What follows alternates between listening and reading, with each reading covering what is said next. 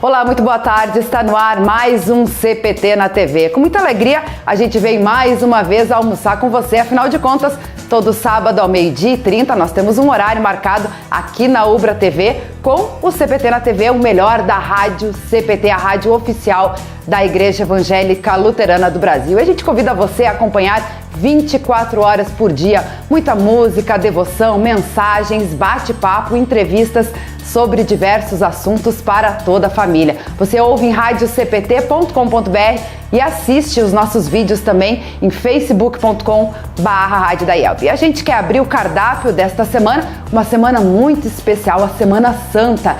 E a gente convida você a acompanhar uma mensagem aí falando sobre a história da Semana Santa, que começa no Domingo de Ramos e termina com a Páscoa. A Semana Santa conta a história de Jesus, a história de nosso Salvador e o plano de Deus para nós.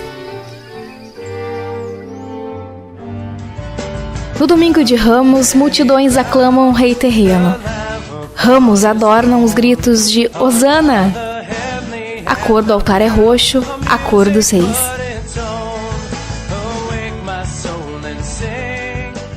Quinta-feira Santa. Um dos maiores mistérios da fé começou nela: a ceia do Senhor. Nosso Senhor Jesus Cristo, na noite em que foi traído, pegou o pão e, tendo dado graças, o partiu e o deu aos seus discípulos, dizendo: peguem, comam, isto é o meu corpo que é dado por vocês, façam isso em memória minha. A seguir, depois de cear, pegou também o cálice e, tendo dado graças, entregou-lhes, dizendo: bebam dele todos, este cálice é o Novo Testamento no meu sangue, derramado em favor de vocês para a remissão dos pecados. Façam isso todas as vezes que beberem dele em memória de mim. Na Quinta-feira Santa, o altar é deixado vazio, assim como Jesus esvaziou-se por nós. Sexta-feira Santa. Os planos de Deus brilham mesmo nos momentos mais obscuros. A cruz recebe um lenço preto, trevas cobrem a terra, nossos pecados estão sobre o nosso Salvador. Está consumado, ele gritou. O dia termina em silêncio.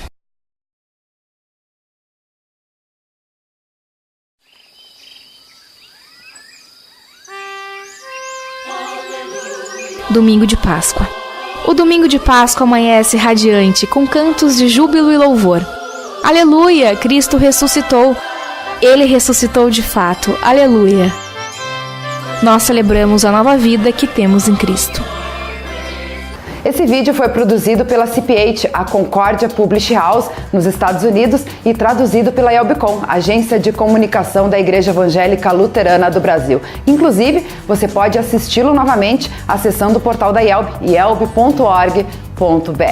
Outro destaque da programação de hoje é um bate-papo muito legal com o músico luterano Tobias Linden, falando sobre a utilização da música e de instrumentos musicais em diferentes ambientes e áreas da nossa igreja. Confere aí.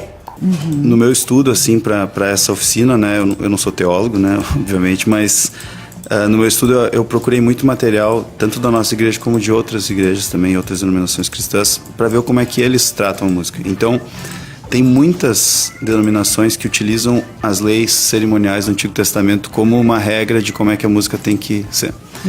E eu nunca tinha parado para pensar nisso, e eu gostei de falar sobre isso lá na oficina para o pessoal também começar a perceber certas coisas assim, relacionadas a contexto, né?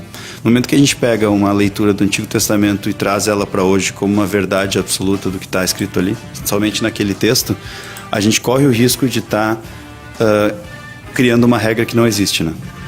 Então, por exemplo, assim, tem igrejas que não utilizam instrumentos porque... tem igrejas que justificam o uso de bateria, por exemplo, porque no Antigo Testamento eram utilizados tambores, pratos, enfim, vários outros instrumentos assim diferentes. Só que esses instrumentos eles existiam lá por um contexto específico. Então, para os pratos, por exemplo, eles eram utilizados num contexto durante o culto, digamos assim, né, para anunciar uma música ou anunciar uma troca de estrofe. As trombetas eram utilizadas num contexto mais de anunciação ou de guerra. Ou os instrumentos de corda, eles eram utilizados para acompanhar a voz. Mas aí tinham certas regrinhas também. Quando a palavra de Deus era falada, né? A música não podia ser mais, o instrumental não podia ser mais alto do que a voz. E assim vai, tem um monte de outras peculiaridades assim da música lá.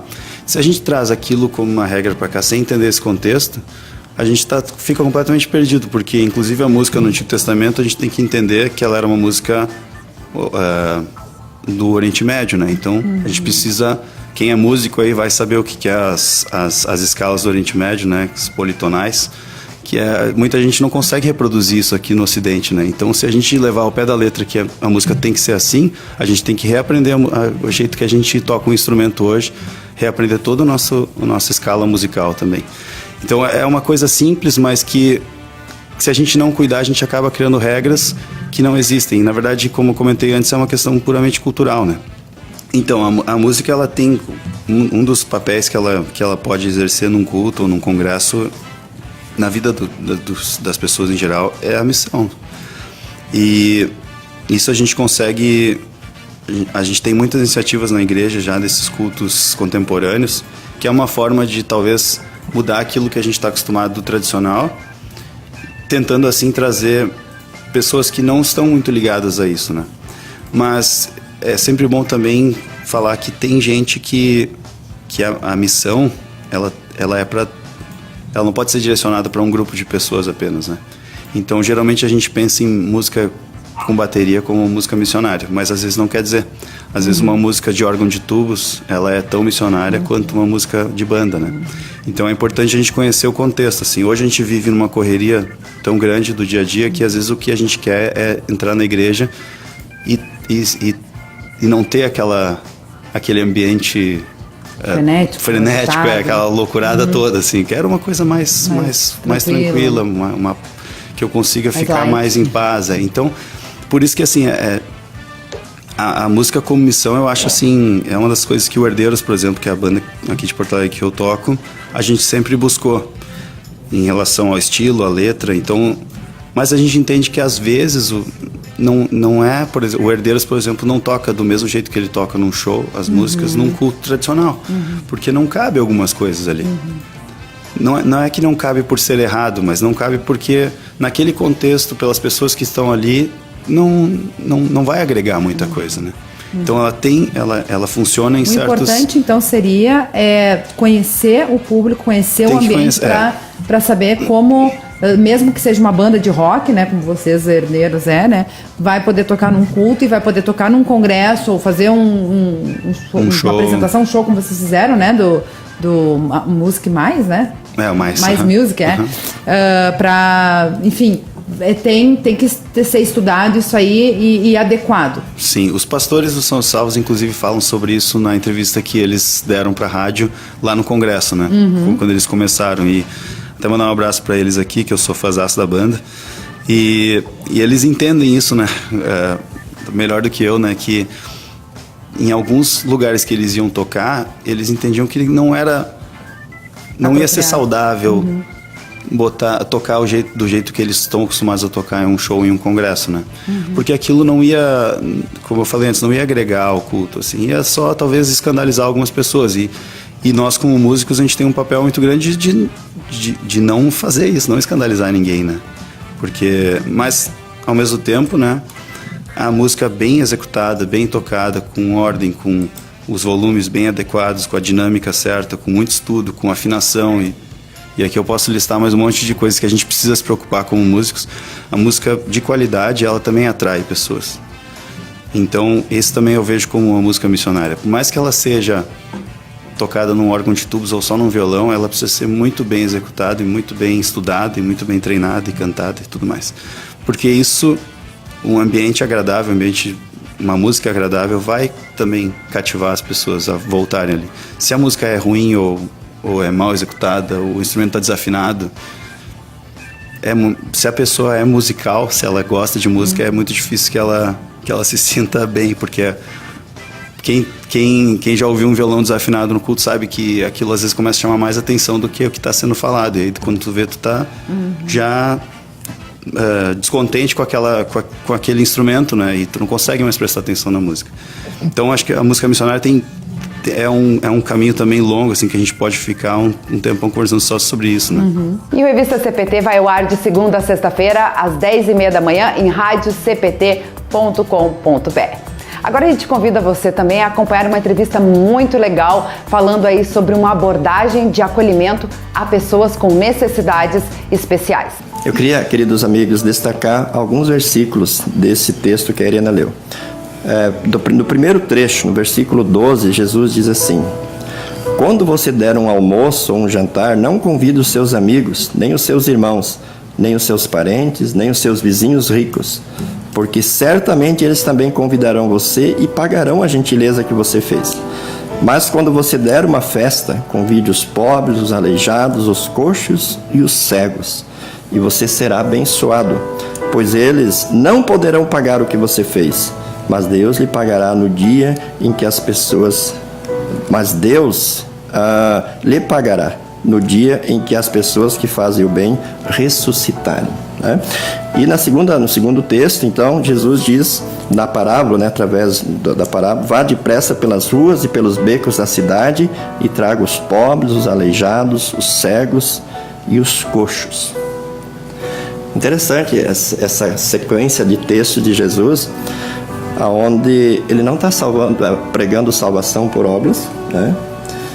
E exatamente porque ele quer mostrar que nós não fazemos as coisas para receber algo em troca, mas nós fazemos as coisas em consequência, em resposta do amor de Deus em nossa vida. E aí ele pede nessas comparações para a gente focar o olhar não naquelas pessoas que podem nos recompensar, que são os nossos parentes, as pessoas ricas, as pessoas bem-sucedidas, mas que se volte a olhar exatamente para aquelas pessoas que dificilmente vão poder nos dar algo em troca. E aí ele cita quem? Os coxos, os aleijados, enfim, as pessoas que têm necessidades especiais, né? As pessoas que têm suas, entre aspas, deficiências, né? E é interessante, né, quando Jesus quer mostrar assim, que a nossa vida deve ser uma vida totalmente sem troca-troca, sem o toma lá da cá, né? Que seja uma vida assim, movida e guiada pelo seu amor. E ele cita justamente essas pessoas. Então, na minha maneira de ver, Jesus está nos mostrando que o nosso olhar ele tem que estar atento primeiramente para essas pessoas. Essas pessoas que têm suas dificuldades, têm seus problemas, e essas pessoas que não vão poder retribuir a nossa ação no sentido de fazer a mesma coisa por nós.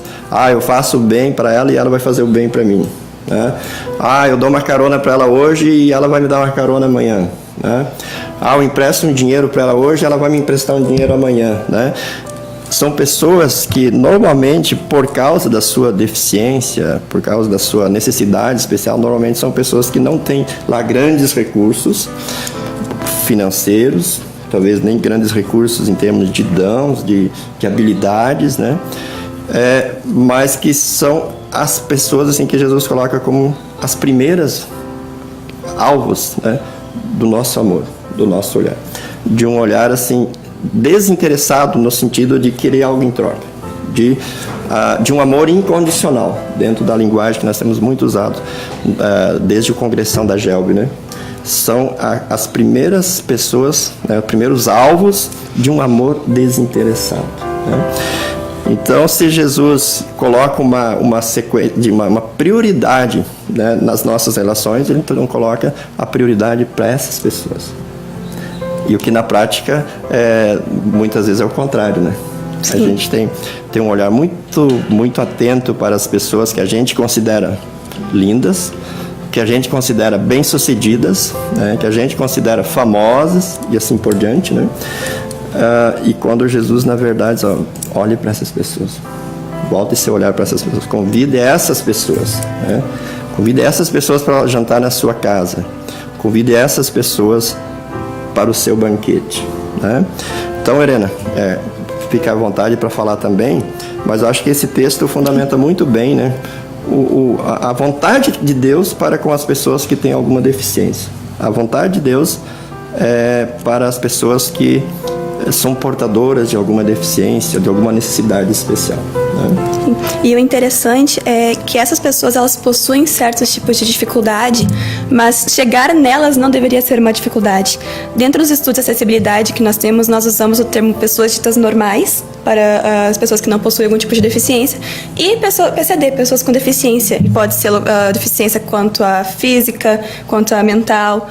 E quando você começa a se aprofundar nesse tipo de estudo, você observa que não existe dificuldade. Você tem que sim buscar alternativas.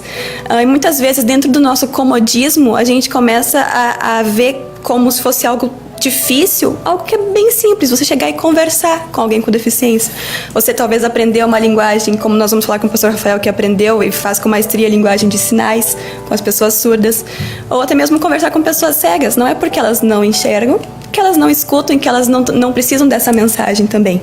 Então, a gente novamente cai naquele erro de ver uma dificuldade e esquecer que por trás dessa dificuldade a gente tem mais uma alma para alcançar. Mais uma alma que Jesus quer acolher, mais uma alma que Jesus quer entregar o seu amor.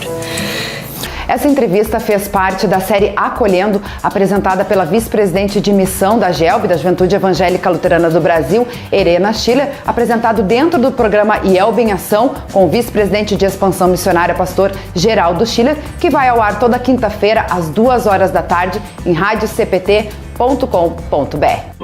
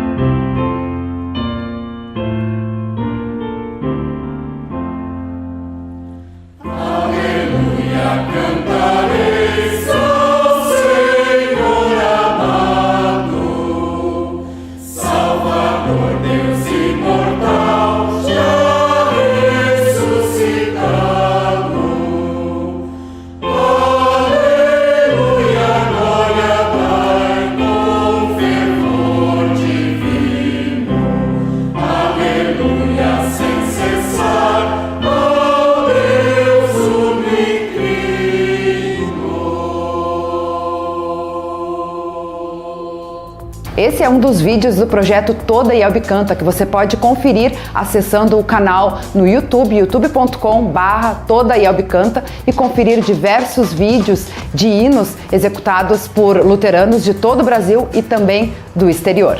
Chegou ao fim mais um CPT na TV, mas não fique triste não, você é convidado a acompanhar a nossa programação 24 horas por dia em radiocpt.com.br. Também pode assistir os nossos vídeos no facebook.com/Rádio da IELB. Desejo a todos uma abençoada Semana Santa e voltamos no próximo sábado com um especial de Páscoa aqui ao 12h30 na Ubra TV. Tchau, tchau!